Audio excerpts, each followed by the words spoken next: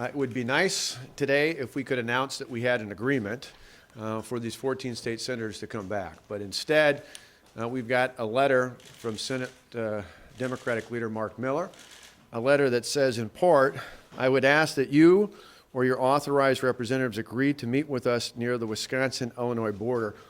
Now, it's interesting. It's addressed to myself and Senator Fitzgerald. We're both going to touch on this, but we need to walk through why this letter is so ridiculous.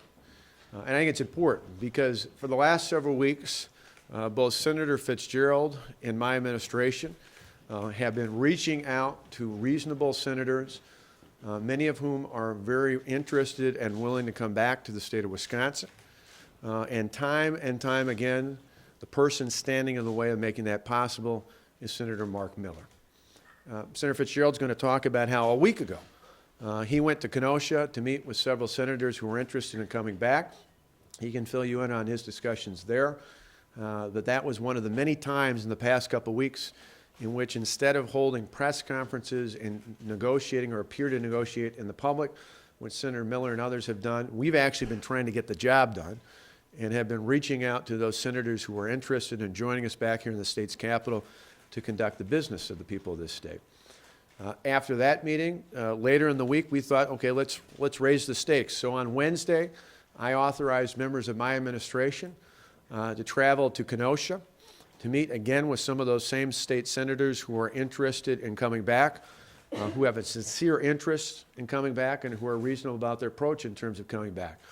That night, they invited, and he accepted, they invited Senator Miller in hopes that after day after day after day of thinking they were close to coming back, only to find Senator Miller standing in the way of that progress, having him there might be helpful.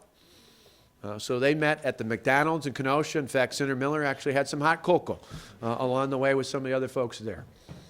They had a good and lengthy decision, one in which created the framework for what we all thought was going to be a pathway hold. In fact, my staff was so optimistic about that. They literally called me at about midnight, woke me up on Wednesday night to talk through exactly what had been discussed at that meeting and to tell me they were optimistic that we were on our way towards coming home Thursday or Friday from those state senators. So we had progress. We thought we had the framework of a pathway home for those 14 Senate Democrats. But again, Senator Miller stood in the way. And Senator Fitzgerald, I know, has got some comments on that as well, but it really leads you to the question of who's in charge. When you literally have a meeting where reasonable senators feel like they've got an agreement with our administration, one in which we've kept both the Senate and the Assembly Republican leadership in the loop on in terms of what we were doing and the progress we were making, just as Senator Fitzgerald had earlier in the week, kept the three of us informed as to what was going on. Each and every step, it appears as though anytime there's some reasonable senators seeking to make and take action, again, the barrier tends to be Senator Miller. Even as late as this weekend, yesterday, I authorized two members of my administration to travel to South Beloit to go across the state line to do exactly what Senator Miller is asking for in this letter to be done in the future. We did yesterday. We actually did this. Again, we didn't put out a press release because we're serious about getting this done on behalf of the people of the state. People talk about negotiate. We've been doing it for days. The problem is we have a handful of senators who are interested in doing this, but we have Senator Miller, who time and time again allows his caucus to stand in the way of the progress coming forward. And now I think the public has finally seen in the past 24 hours firsthand the frustration that we have felt for days, in the sense that they were misled by the statements that Senator Miller made last night to a national media outlet when he said that the Senate was going to come back, and now today is reversing course on that. I think that's indicative of the fact that now Senator Miller is misleading the public, just like he misled us, and just like apparently he seems to be misleading many members of his own caucus.